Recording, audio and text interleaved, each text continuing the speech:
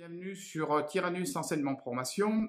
J'avais à cœur de vous parler de l'évangélisation, donc nous allons faire plusieurs capsules et donc on va vous donner les moyens de pouvoir gagner des âmes. Donc je vous donnerai la technique que j'emploie, qui est la technique des 3 cercles. En grec, qui signifie évangéliser, veut dire apporter une bonne nouvelle. Donc vous allez apporter une bonne nouvelle aux gens et il est donné 52 fois dans le Nouveau Testament. Donc on va voir dans Romains au chapitre 10 et au verset 14, il est dit « Mais comment donc feront-ils appel à celui qu'ils n'ont pas cru? Mais comment croiront-ils en celui dont ils n'ont pas entendu parler? Et comment entendront-ils parler de lui si personne ne l'annonce ?» Donc on voit que vous avez une responsabilité. La responsabilité de la personne qui est née de nouveau, donc qui est devenue chrétienne, et qui s'est converti à Christ, qui s'est tourné de son ancienne vie à la nouvelle vie que nous apporte Christ, a une responsabilité, celle d'apporter l'évangile, de ne pas laisser les personnes qui sont autour d'elles sans savoir qu'elles sont perdues pour l'éternité. Rencontre avec Jésus-Christ, vous ne pouvez pas laisser les âmes se perdre. Évangéliser, c'est apporter la trousse de premier secours. C'est vous qui allez apporter le salut, c'est vous qui allez apporter la guérison.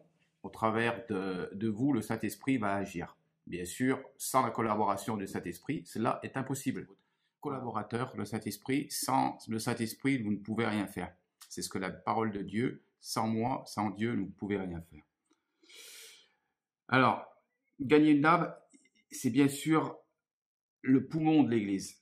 Si l'Église ne évangélise pas, si elle n'amène pas d'oxygénation, je dirais, de nouvelles personnes, l'Église va mourir peu à peu. Voilà, donc toute personne qui est née de nouveau devrait parler du Seigneur. C'est une réalité, mais on voit que ce n'est pas vraiment un constat. Pour réussir, l'amour est la clé, c'est l'une des clés principales, je dirais. Il est dit dans Jean 13 au verset 35, « À ceux-ci, tous reconnaîtront que vous êtes mes disciples si vous avez l'amour les uns pour les autres. » Donc, il faut vraiment baser notre évangélisation sur l'amour du prochain. Et s'il y a de l'amour, ils le sentiront et ils vous écouteront. L'erreur aussi à ne pas commettre, c'est d'essayer d'amener le remède avant de diagnostiquer la problématique. C'est de dire aux gens tout de suite, Jésus vous aime. Alors, c'est pas faux, c'est vrai, mais en fait, vous êtes en train de conforter la personne dans ce qu'elle vit, parce que vous ne savez pas ce qu'elle vit, mais en général, les gens ne vivent pas dans la sainteté, et donc, vous les confortez en leur disant que Dieu les aime, et donc si Dieu m'aime, ils traduisent, c'est que je peux rester comme je suis, c'est que Dieu est content de ce que je suis, il m'aime, et donc je pourrais être sauvé. Ce qui est totalement faux. Bien sûr qu'il faut leur dire d'abord qu'ils sont séparés de Dieu et que par le fait qu'ils ont péché. Et après, vous pouvez leur apporter et leur dire que Jésus les aime, mais ils n'aiment pas ce qu'ils pratiquent, le péché. L'Église des premiers siècles, particulièrement dans les Actes des Apôtres, que les chrétiens passaient beaucoup plus de temps à l'extérieur qu'à l'intérieur des murs de leur assemblée, qui étaient souvent des églises de maison.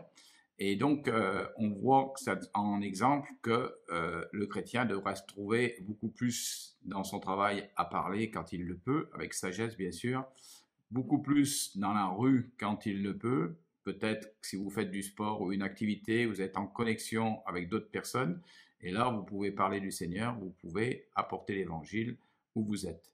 Et donc, le chrétien n'est pas le chrétien seulement quand il est avec d'autres chrétiens dans son église, sinon l'église ne devient plus l'église locale, mais l'église vocale, et il est chrétien tout au long de sa vie, et particulièrement, tout moyen qui lui est donné, que ce soit les personnes qui appellent pour, par exemple, la publicité, eh bien, c'est une bonne idée pour pouvoir apporter l'évangile.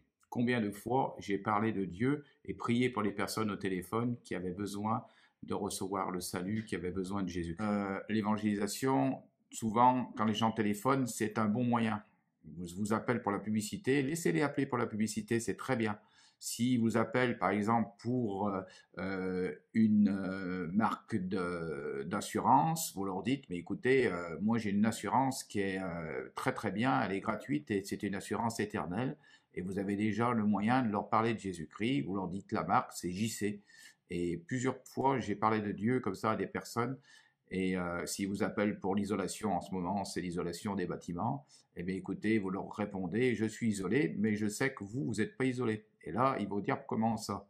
Ben oui, vous n'êtes pas isolé de la mort, parce que à l'intérieur de vous, vous êtes séparé de Dieu. Et vous avez déjà un plan pour commencer à leur parler de Dieu. Donc, il y a plein de moyens d'apporter l'évangile et utilisez tout ce que ce monde met à votre service et tournez-le vers Dieu pour toucher les âmes. Des apôtres au chapitre 1 et au verset 8, il est dit, mais le Saint-Esprit descendra sur vous, vous recevrez sa puissance et vous serez mes témoins à Jérusalem, pas seulement, dans toute la Judée, la Samarie et jusqu'aux extrémités de la terre. Et vous, vous habitez aux extrémités de la terre. Nous sommes aux extrémités de la terre. Donc, apportez l'évangile avec la puissance du Saint-Esprit. Corinthiens au chapitre 4 et au verset 20, il est dit « Car le royaume de Dieu ne consiste pas seulement en paroles, mais en puissance. » Donc, c'est pas forcément par vos paroles, bien sûr, si c'est des paroles à propos inspirées par le Saint-Esprit, bien sûr qu'elles vont toucher, mais c'est par la puissance de Dieu qu'elles vont agir, c'est par la puissance de Dieu que les gens vont venir à Christ parce qu'ils auront un problème et qu'ils verront une réponse à leur prière. Voilà. Acte 2 au verset 38, Pierre leur dit, « Repentez-vous et que chacun de vous soit baptisé au nom de Jésus-Christ pour le pardon de vos péchés et vous recevrez le don du Saint-Esprit. » Donc, l'évangélisation passe aussi par la repentance. Si la personne ne veut pas se repentir, c'est qu'elle n'a pas conscience d'être pécheur, d'avoir manifestement irrité Dieu par ses péchés, blessé Dieu par ses péchés, et donc elle ne pourra pas se repentir. Donc, comme je disais précédemment, il faut absolument que la personne sache qu'elle a fait du mal à Dieu et qu'elle se sente perdue. Que l'on retrouve, c'est que les gens amènent la solution ou le remède sans leur avoir dit à la personne de quoi ou aux personnes de quoi elles souffrent. Et en général, les personnes souffrent bien sûr d'une maladie que tout le monde souffrait quand nous ne connaissions pas Christ, c'est le péché.